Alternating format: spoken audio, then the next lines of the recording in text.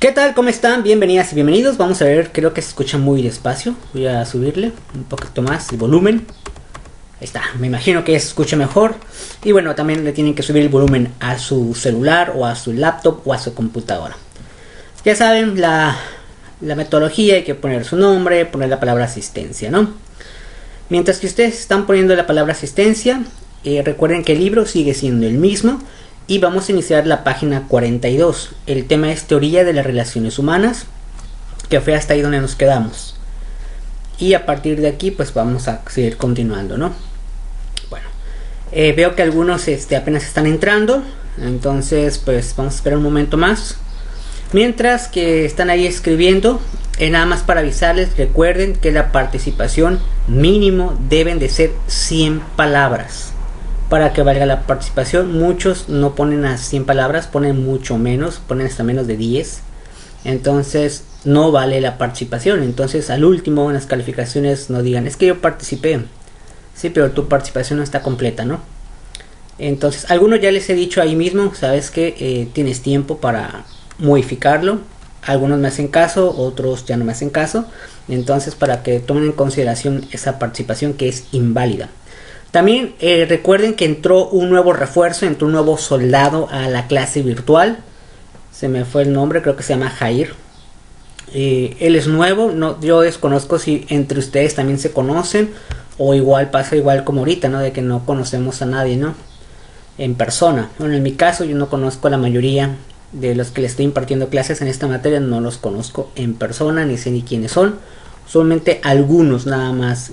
Sí los conozco, que es el caso de Violeta y bueno, Manuel, pero ya es un soldado caído, ya se salió de las clases, también lo conocí en persona y los demás no sé quiénes sean. Entonces pues hay que dar una bienvenida al nuevo refuerzo, al nuevo soldado que se une a este batallón de clases. Si no me equivoco se llama Jair. Y recuerda, si me estás viendo, porque pues yo tampoco no lo conozco, recuerda que tu tema de exposición ya está, ya que en la clase pasada yo no sabía que pues eras nuevo, entonces yo no te puse en la lista, pero si revisas la lista está actualizada y hasta el último está tu nombre con el nuevo tema. Bueno, vamos a comenzar. Teoría de las relaciones humanas. Dice, la teoría de las relaciones humanas, también denominada Escuela Humanística de la Administración, es decir, tiene dos nombres. Desarrollada por Elton Mayo y sus colaboradores, surgió en los Estados Unidos como consecuencia inmediata de los resultados obtenidos en el experimento de Hawthorne. Fue básicamente un movimiento de reacción. Bueno, se me movió aquí el documento.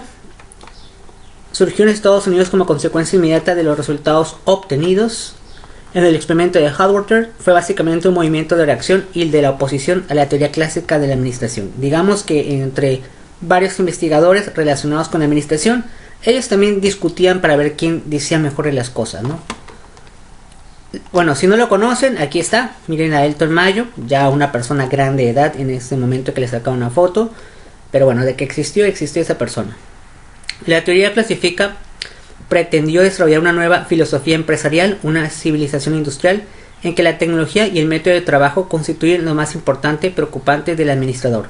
A pesar de la hegemonía de la teoría clásica y de hecho de no haber sido cuestionada por ninguna otra teoría administrativa importante durante las 4 primeras décadas de este siglo, sus principios no siempre se aceptaron de manera sosegada, específicamente entre los trabajadores y los sindicatos estadounidenses. Vamos a hacer una pausa aquí. Aquí hablo un poquito sobre, tienes un trabajador, pero también tienes un sindicato. Posiblemente alguno de ustedes haya escuchado la palabra sindicato. O han escuchado un típico anuncio que sale en televisión que dice CTM, sindicato, ¿no? Prácticamente un sindicato es un grupo de personas que le gusta proteger a los trabajadores ante los patrones. ¿Quiénes son los patrones? Quien te dan el trabajo o la empresa. Entonces aquí lo que trata de variar es que ambos, tanto los sindicatos como los trabajadores, pues se protejan o se ayuden entre ellos. Sobre todo los sindicatos a los trabajadores ante los patrones. Luego nos menciona, en un país eminentemente democrático como los Estados Unidos, los trabajadores y los sindicatos vieron e interpretaron la administración científica como un medio sofisticado de explotación de los empleados a favor de los intereses patronales. La investigación de Huxley fue uno de los primeros avisos a la autocracia del sistema de Taylor. pues comprobó que la administración se basaba en principios inadecuados para el estilo de vida de Estados Unidos o estadounidenses. En consecuencia, la teoría de las relaciones humanas surgió de la necesidad de contrarrestar la fuerte tendencia a la deshumanización del trabajo, iniciada con la aplicación de métodos rigurosos, científicos y precisos a los cuales los trabajadores debían someterse forzosamente. Entonces, pues, se pensaba que el sindicato sí era bueno para defender a los trabajadores ante los patrones malos, ¿no? En la actualidad todavía existen los sindicatos. La mayoría de los trabajadores no tienen sindicato. No es como de a gratis, tienes que dar un dinero, una cuota para que te protejan también. O sea, al final de cuentas sigue siendo negocio, ¿no? Posiblemente muchos de ustedes ya estén trabajando y les puedo asegurar que no tienen un sindicato. Siguiente subtemita, dice origen de la teoría de las relaciones humanas. Las 4 principales causas del surgimiento de la teoría de las relaciones humanas son, y tenemos 4. Vamos a explicar cada una de estas. La primera, así letras grandes y de color negro. Necesidad de humanizar y democratizar la administración. ¿Qué significa todo esto? Vamos a leer el concepto.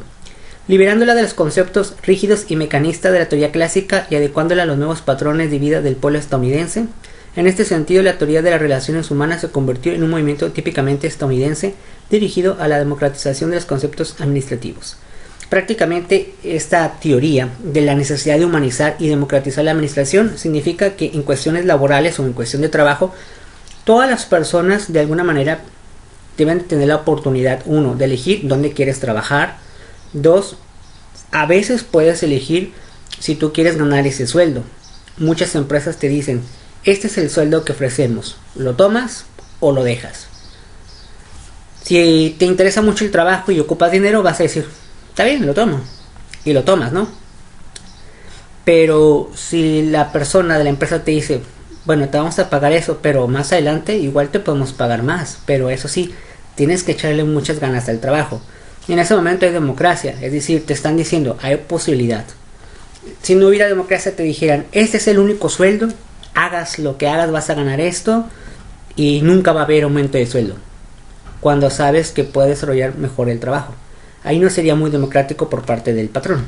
A eso se refiere. 2. El desarrollo de las llamadas ciencias humanas.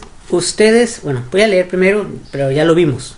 En especial la psicología y la sociología, así como su creciente influencia intelectual y sus primeros intentos de aplicación a la organización industrial, la ciencia humana vinieron a demostrar de manera gradual lo inadecuado de los principios de la teoría clásica. Bueno, ¿a qué se refiere esto? Algunos de ustedes estuvo en la clase, no digo que todos, porque creo que no todos estuvieron, o a lo mejor ya la llevaron con otro maestro.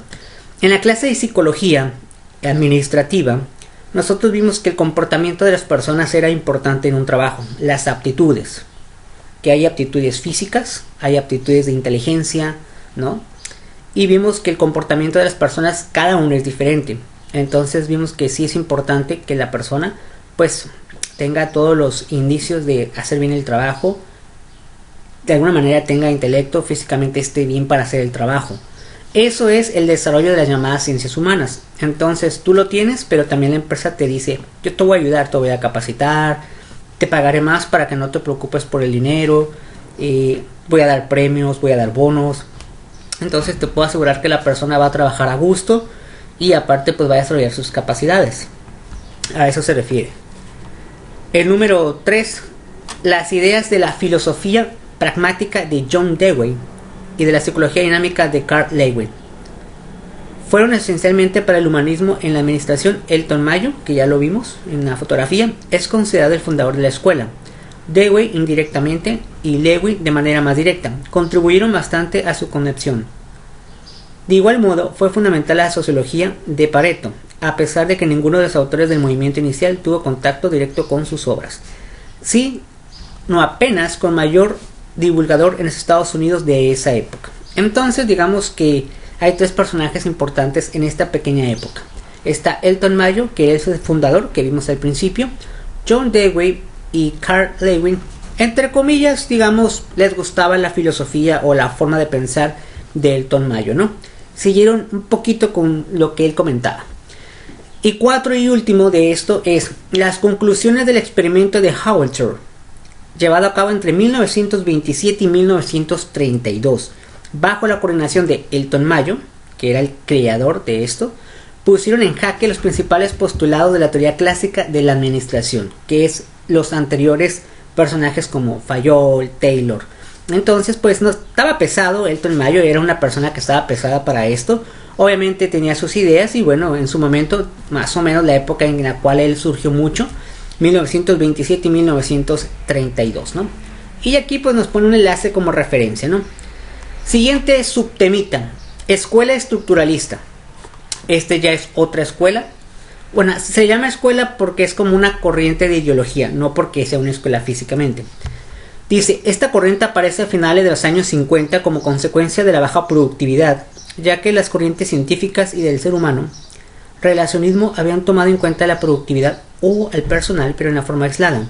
Está integrada por un grupo de psicólogos y sociólogos que se dedican a estudiar el comportamiento humano. La corriente estructuralista pretende equilibrar los recursos de la empresa prestando atención tanto a su estructura como al recurso humano. Es una corriente que tiene como objetivo principal estudiar los problemas de la empresa y sus causas, prestando especial atención a los aspectos de la autoridad y la comunicación. Esta corriente considera que hay 4 elementos comunes a todas las empresas. Prácticamente surge en los años 50, después de haber pasado todo lo que vimos anteriormente, y de alguna manera, pues según los científicos, hay una relación entre la productividad, la persona y pues los recursos que hay para hacerlo. Productividad se refiere a que la persona realice su trabajo en poco tiempo y que lo haga bien. Eso sería productividad. Un ejemplo de productividad sería en el caso de ustedes. El trabajo se deja el día de hoy, por ejemplo, que hoy es martes, entonces el trabajo es hoy. Tiene que ser entregado a tal fecha. Si ustedes lo entregan a esa fecha, lo entregan de manera adecuada, son productivos. Pero si alguien dice, no, pues yo lo voy a enviar mañana, que ya no vale obviamente el trabajo, no es productivo esa persona, a pesar de que tuvo el mismo tiempo que los demás. A eso se refiere con productividad. Dentro de esta escuela estructuralista existen algunos términos que hay que saber. Está la autoridad. ¿Qué significa autoridad? Así, la palabra autoridad. Yo sé que muchos de ustedes pues ya saben que autoridad es alguien que ordena, no alguien que manda. Dice, todas las organizaciones cuentan con un grupo de personas o personas que tienen a su cargo la dirección de otras, es decir, es el responsable. Puede ser, por ejemplo, en una empresa puede ser el gerente, puede ser el supervisor. En la escuela, ¿quién sería la autoridad? Pues yo, su servidor. Pero también es el director, también la autoridad. También es el control escolar, sería la autoridad. Eso sería la autoridad. En cada uno de los empleos existe una autoridad. En su casa, ¿quién es la autoridad? Posiblemente su padre, posiblemente su madre. Y si no tienen este tipo de personajes, a lo mejor su abuela o su abuelo. O si alguno de ustedes no vive con su mamá, con su papá, con su abuelo, con su abuela, posiblemente un tío o una tía sería la autoridad. Siempre va a haber una autoridad, siempre va a haber alguien que de alguna manera te va a ordenar y también de alguna manera se hace cargo de ti. Luego está la palabra comunicación, que es bien importante esa palabra. En mayor o menor grado en las empresas se da para lograr los objetivos. Así es que la comunicación es importante. Eso se aplica prácticamente en todo, ¿no? En el caso de la escuela, pues la comunicación sería que los maestros comuniquen y realicen bien sus clases. Eso sería la comunicación en ese caso, en el ejemplo de la escuela. La autoridad, pues el maestro, el director, control escolar. Comunicación, que les den algún documento, por ejemplo. Imagínense que no vaya a haber clases, pues le ponen un aviso ahí en un papel, no va a haber clases. O las vacaciones son tal día y un papel. Eso sería comunicación escrita. O que el maestro dé sus clases ya sea de forma escrita o de forma como lo estamos haciendo ahorita, ¿no? Y esa sería la comunicación. Estructura del comportamiento. Este elemento se refiere a la división de trabajo, a la forma en cómo funcionan las empresas y el comportamiento del personal. Todas las personas que trabajan en un lugar tienen un comportamiento. Es decir, hacen sus trabajos, hacen lo que tengan que hacer, pero también tienen un comportamiento. Entonces sí existe el comportamiento por parte de las personas. Y casi por último, estructura de la formalización. Consiste en estudiar las normas, las reglas y políticas bajo las que trabaja la empresa. En todas partes siempre va a haber reglas, siempre va a haber esto se tiene que hacer, esto no se puede hacer, esto sí se hace, sabes que esto no se hace. Entonces, concluyendo con estos 4 términos. Todas las personas que estén trabajando en estos momentos, sé que alguno de ustedes está trabajando. Entonces ya sabe, hay una autoridad. ¿Quién es la autoridad? Puede ser tu supervisor, puede ser conocido como el jefe o el dueño a lo mejor de la empresa, puede ser, ¿no? En el caso de la escuela, pues ya dije maestro, director y el control escolar. Comunicación, posiblemente te diga las reglas o lo que tengas que hacer, nomás te habla. Hey, tienes que hacer esto, tienes que hacer el otro. O a lo mejor te lo deja en un papel. Instrucciones número 1. Primero tienes que abrir tal cosa, luego tienes que hacer esto. Eso sería la comunicación. En el caso de la escuela, pues la comunicación ya les dije. Ahorita la comunicación sería por el grupo de WhatsApp, por ejemplo. Y algunos avisos le dicen por ahí. Yo he escuchado que les dicen, el número de cuenta para depositar para la colegiatura es esta. Entonces les están comunicando algo, ¿no? Estructura del comportamiento, aquí ya se refiere a cada uno de ustedes. En el caso del trabajo, igual, a la persona que va a trabajar. Hay personas que tienen un buen comportamiento, como todos alumnos. Hay buenos alumnos que respetan las reglas, que respetan las fechas de entrega de los trabajos y que pues hacen las cosas conforme debe de ser. Y hay alumnos que pues son soldados caídos, no les gustó la escuela y se salen. O hay personas que están aquí pero no hacen sus trabajos y quieren entregar hasta el último portafolio y pasar con 6. Esos son los malos comportamientos en caso y ejemplo de una escuela. Y de formalización consiste en reglas y políticas, es decir, hay reglas también en escuela. ¿Cuál es la regla? Primero, poner su nombre, entregar las tareas, el portafolio o las exposiciones el día de las fechas correspondientes. Las tareas se entregan de esta manera. Tal día tienen fecha para pagar, ¿no? Esas son reglas. En los trabajos igual hay reglas. Se entra a tal hora. Si tienes que utilizar alguna ropa especial, tienes que ponerte la ropa especial. En su casa también se aplicaría esto: la autoridad, la comunicación, la estructura de comportamiento y la estructura de formalización. Es lo mismo. La autoridad, tu papá, tu mamá, tu abuelo, tu abuela, tu tío, tu tía. Comunicación, pues te lo dice de forma hablada, ¿no? Ponte a hacer de comer, ponte a lavar los trastes, ponte a hacer la tarea. Ayúdale a tu hermano, cuida a tu hermano, la típica, ¿no? Cuida a tu hermano. Siempre es el hermano pequeño. Estructura del comportamiento sería ya ustedes, si son varios hermanos, yo voy a limpiar mi cuarto, tú limpia tu cuarto, yo voy a limpiar la sala, tú limpia la cocina, si son varios, se dividen el trabajo. Y no va a faltar igual que alguno de ustedes no quiere hacer nada. Entonces, ¿qué les va a hacer el papá? Son dos cosas: regañarlos, decirles, pues, si no haces eso, no hay esto, o darles una buena tranquiza, ¿no?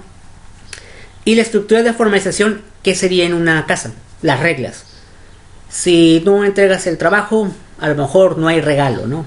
O a lo mejor no sé cómo les apliquen ustedes las reglas en sus casas, a lo mejor no los dejan salir. Tal vez no haces el trabajo o no haces las tareas, pues no sales el fin de semana, ¿no? O no vas a la fiesta de Doña Cuquita. No sé, cada quien en su familia tiene este tipo de cosas. Es igual, todo se aplica. Siguiente subtema: Max Weber. Tiene un nombre muy raro, el señor Max Weber. Está en su lado izquierdo. Y pues ese es Max Weber, conocido para los compas como Weber, así le decían. Bueno, ¿quién era Weber? Era un sociólogo alemán que analizó profundamente las organizaciones desde puntos de vista diferentes. Estudió aspectos de burocracia. Burocracia significa cosas relacionadas como puestos de gobierno o puestos importantes. Eso sería la burocracia. Democracia, autoridad y comportamiento. Sus obras Economía y Sociedad y Ética Protestante. Sus aportes a la administración fue muy importante, pero fueron reconocidas 20 años después. Dentro de ellas encontramos.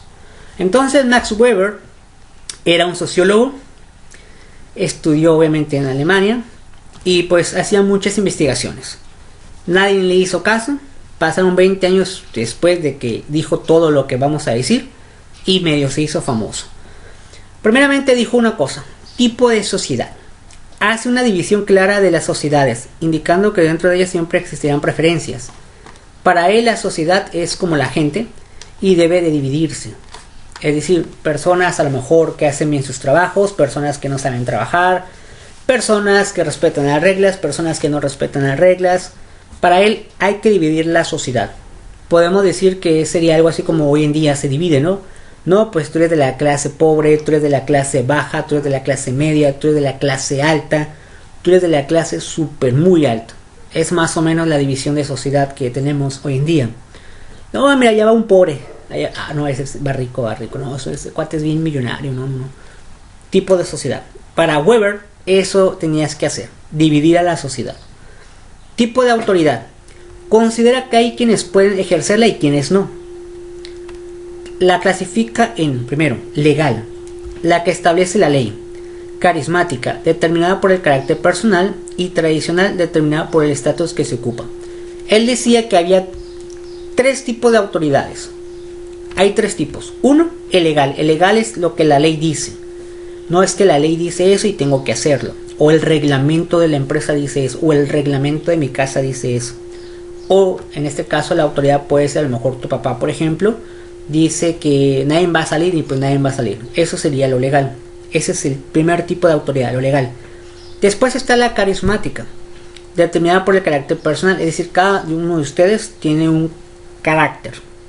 Unos se enojan más rápido, otros no tanto, otros más o menos. Eso sería carismático y sería, según tu carácter, vas a tener la autoridad de hacer algo o de decirle algo a alguien. Y por último, la tradicional, que es dependiendo del estatus.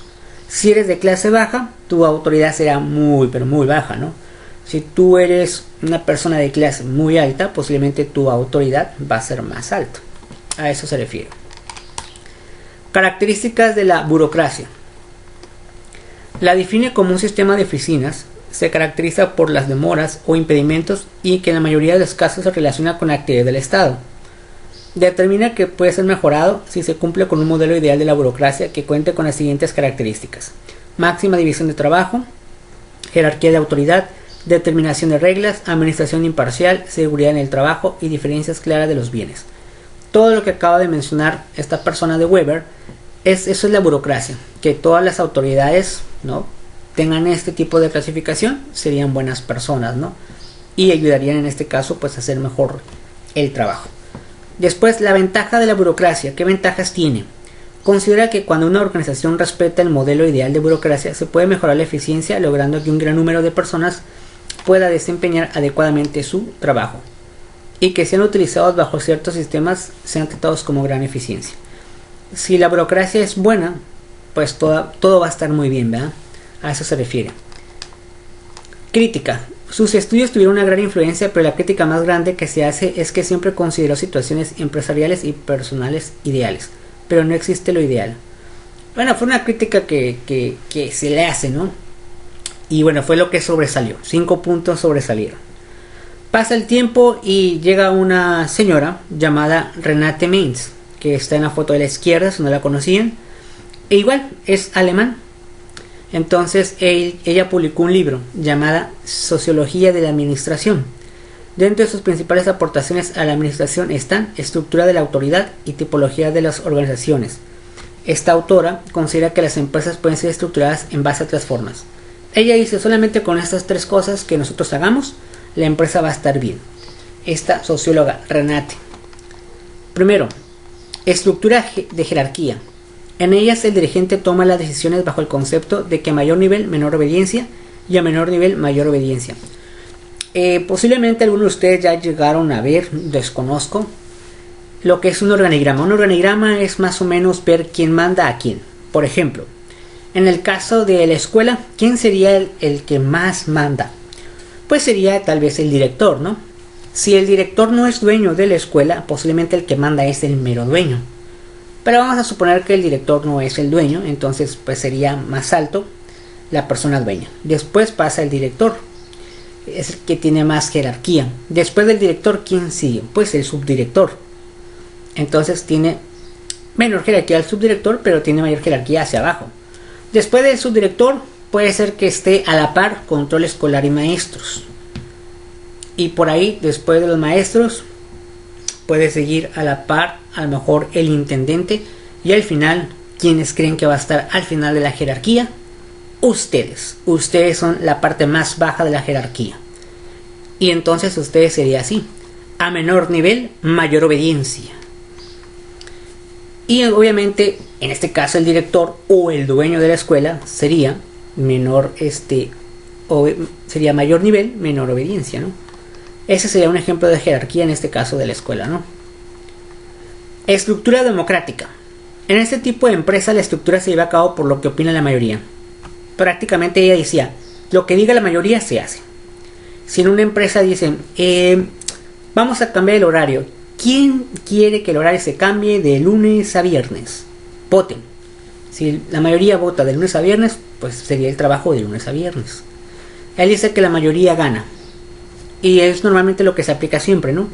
Me imagino que ustedes, no sé si les tocó, yo desconozco si ustedes son nuevos de la preparatoria, no lo sé, no los conozco, pero recuerdo, fue, si no me equivoco, en diciembre del año pasado, muchos de los grupos hicieron como un pequeño convivio en los salones. Yo desconozco si ustedes lo hicieron, no lo sé, no los conocía y no los conozco. Me imagino que también hicieron democracia. ¿Qué haremos? Voten quién quiere que se haga alguna pequeña reunión en el salón. Si la mayoría votó a favor, se va a hacer. Y después que votaron a favor, ¿qué vamos a traer? Muchos empezaron a decir, no, pues traemos pozole, traemos pescado, traemos tamales, y lo que vote la mayoría se va a hacer. Esa sería la democracia. Después, estructuradas por la autoridad técnica. La estructura se lleva a cabo de acuerdo a los conocimientos de cada persona. Y en ella hay libertad de acción y dirección. Entonces, cada persona de manera individual tiene el conocimiento de hacer algo o no hacerlo, ¿no? Luego, estructura de la comunicación. Para Mintz, la empresa debe prestar especial atención a la comunicación porque ella depende en gran parte del logro de sus objetivos y la clasifica en informal. Ese tipo de comunicación se refiere a comunicaciones personales y formales, relaciones laborales. Entonces, nuevamente la comunicación es importante. Informal sería algo así como hablar un poco más con términos simples, incluso hasta con groserías se podría decir. Formal es hablar de una manera técnica, de una manera seria y respetando pues la comunicación, no decir malas palabras, ese tipo de cosas. Después, por último, disfunciones estructurales y conflicto. Esto se presenta cuando el empleado y la empresa esperan cosas diferentes. Las principales causas son cuando las órdenes no se dan de mayor forma correcta o la dan varias personas, cuando se exige mayor capacidad o velocidad en el trabajo, y cuando la gente siente que debería hacer otro su papel en la empresa, y cuando existen sobrecargas en el trabajo. Estos puntos normalmente suele suceder en una empresa. A veces hay varios jefes, o has escuchado de que hay varios jefes, y todos los jefes te dicen, tú haces esto, tú haces esto, tú haces esto, entonces tú no sabes a quién respetar, ¿no? Sería un ejemplo. La otra, que pues piden las cosas muy rápido. En los trabajos, las cosas te las piden rápido y es de tiempo, corre tiempo. Después, cuando la gente siente que debería hacer otro papel de la empresa, posiblemente ya cuando trabajen ustedes, o si es que alguno ya trabaja, sí va a sentir así como que, me gustaría tener el puesto de esa persona porque veo que gana más y veo que no hace tantas cosas. O veo que es más fácil de lo que yo hago, porque yo tengo muchas horas trabajando, hago muchas cosas y gano muy poco, ¿no? Eso sería un ejemplo. Y cuando existen sobrecargas de trabajo, es decir, que te ponen a hacer cosas que dices tú, es que esto no me corresponde a mí, pero te lo ponen a hacer, ¿no? Después pasa el tiempo y llegamos a la formalización y burocratización.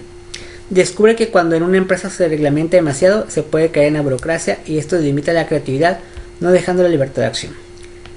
Amitai Enzioni es la fotografía que está del lado izquierdo, y este es un sociólogo pero estadounidense que escribió las obras Organizaciones Modernas y Tratados sobre Organización.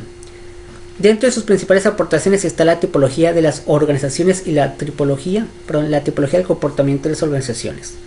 Considera que la empresa puede ser estructurada basándose en las necesidades específicas de cada organización. Este autor parte del concepto de las organizaciones y juega un papel muy importante en nuestras vidas. Y pone los siguientes puntos que él cree que son convenientes. Tipología de las organizaciones. Las define como unidades constituidas para alcanzar un fin específico y las clasifica en 4 también. 1. Las coactivas. En ellas el nivel superior tiene toda la autoridad y se afecta la libertad del individuo. Ejemplo, campos de concentración, la cárcel, los hospitales mentales, etc.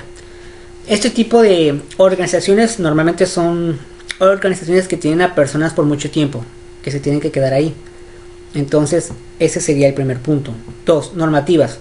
Ofrece recompensas por pertenecer a ellas. Ejemplo, asociaciones profesionales y clubes. Hay empresas que dicen, si tú estás conmigo, te voy a ofrecer esto. Entonces tú ya decides si quieres estar con él, ¿no? Utilitarias. Su único objetivo es el lucro. Ejemplo, industrias y comercios. Al final de cuentas, el dinero es lo que importa. Todos trabajan por dinero. No creo que alguien trabaje de gratis, ¿no? Mixtas. No da un beneficio, pero tiene una utilidad. Ejemplo, los bancos, ¿no? B. Tipología del comportamiento en las organizaciones. considera que en ella trabajan 3 tipos de miembros o personas. Alineador, está obligado a pertenecer a la organización, ejemplo un servicio militar. Calculador, equilibra los beneficios que va a obtener y los beneficios que obtendrá la empresa y basándose en esto decide si quiere pertenecer a la empresa. O si no existe equilibrio lo rechaza. Este tipo de personas son las que luego hay trabajadores, ¿no? Hay personas que dicen no me conviene el trabajo, así es que no me voy a quedar. Es válido. O hay gente que dice no, pues sí me voy a quedar. Y ya casi por último, que de hecho yo creo que esto ya lo habían visto en otras clases, Escuela Newmano Relacionista. Antecedentes y características. La escuela o teoría del Newmano Relacionalismo o teoría del comportamiento es una oposición a la teoría clásica, que presta especial atención al comportamiento humano. Se considera una continuación de la teoría de las relaciones humanas, critica tanto la burocracia como la teoría de las relaciones humanas porque considera que nunca trató el factor humano en forma individual. El Newmano Relacionismo teoría del comportamiento analiza a las personas y su comportamiento de forma individual, basándose en que la motivación mejora la productividad de la empresa. Y tenemos el famoso Abraham Maslow, que posiblemente lo han visto en otras materias. ¿Quién era Abraham Maslow? Está del lado izquierdo, más o menos así era la persona. Su obra Personalidad y Motivación es un psicólogo que estudia las necesidades del ser humano, considera que el ser humano tiene diferentes necesidades y esto ocupa cierta jerarquía. Este autor jerarquiza las necesidades. Él decía que había necesidades de las personas, y aquí está un triángulo, el famoso triángulo de Maslow. Primero, necesidades fisiológicas son de vida importancia, ya que depende de la supervivencia del ser humano. Aquí se supone que todas las personas tienen las necesidades fisiológicas, por ejemplo, comer, bañarse, todo eso. Seguridad, estabilidad, protección y seguridad en el trabajo sería el siguiente escalón, es decir, todos necesitamos estar seguros en un trabajo, en un lugar, estar protegidos, etc. Luego sociales, participación y aceptación en actividades sociales, puede tener grupos, amistades, algunos se casaron, etc. Estima, el individuo no solo quiere pertenecer al grupo, necesita que se le estime dentro de ellos, ¿no? Y por último, la autorrealización, que es la parte final, el poder lleva a cabo que nos agrada en una necesidad. Después Herbert, su obra Motivación y factores higiénicos. Elaboró la teoría de los factores en la que indica que las condiciones humanas y la conducta del ser humano se rige con base en 2 factores. Factores motivacionales son las que están relacionados con el trabajo que desempeñan. Factores higiénicos localizados en el ambiente que lo rodea y están manejados por la empresa. Y ahora sí, por último, ya este es el último que vamos a ver. Escuela eclética, que por ahí a alguno le tocó exponer este tema también. También es llamada universal o del proceso administrativo, o sea, tiene varios nombres. Esta escuela representa los conjuntos de ideas de varias corrientes para la explicación de la administración. En pocas palabras, aplica los diversos conocimientos de cada una de las escuelas, tratando de agruparlos en un pensamiento universal a través de la aplicación del proceso administrativo. Que por ahí también alguien va a exponer el proceso administrativo. Muchos son los autores que integran, entre ellos se puede mencionar por orden cronológico a los siguientes, que son algunos de los que ya vimos: Henry Fayol, Mary Parker Foyle, Lidway, George, Hall, Donnell y Williams. Y pues aquí está un pequeño gráfico que está la planificación, la organización, la dirección y el control, que son las etapas que se divide realmente la administración. Y por último, lo único que tienen que hacer de tarea es realizar se podría decir como tipo examen. ¿Qué tienen que hacer?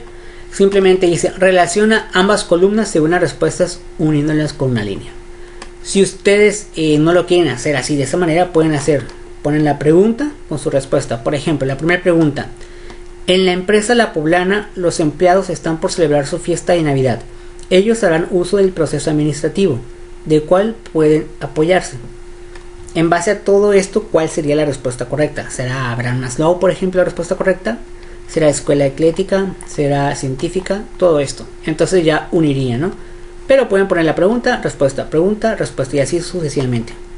Pero obviamente esa no es de esta, no, esta no es de esta, no. Tienen que ustedes ver cuál es. Que sería el único... Vamos a ponerle aquí como... No es un examen esto, realmente es un ejercicio. Vamos a ponerle ejercicio. Ejercicio de repaso. Vamos a poner que la página 48. Página 48. Ejercicio de repaso, página 48. Es lo único que tienen que hacer. el día de hoy. Y prácticamente hasta aquí terminaríamos esta pequeña unidad. Avisos, nada más avisos. Les recuerdo que su exposición ya tienen tema. Hay que verificar el tema para aquellos que no entraron en la clase.